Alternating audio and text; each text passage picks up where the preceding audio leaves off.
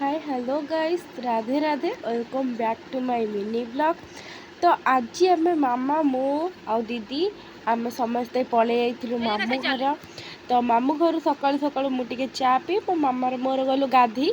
तो गाधी आसी आम माँ झील 3 जन बाहरी गलु मंदिर।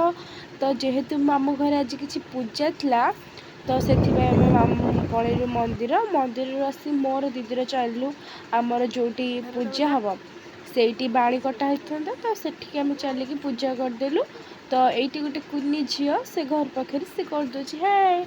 तो आपण मानक हाय कर सी मो जेजे चलिए बाणी काटापी।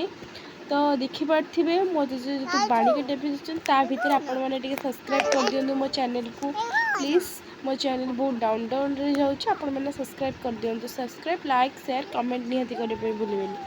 तो ये मो मामू आ जड़े मो जेज मिसिकी ये बाणी काटिले।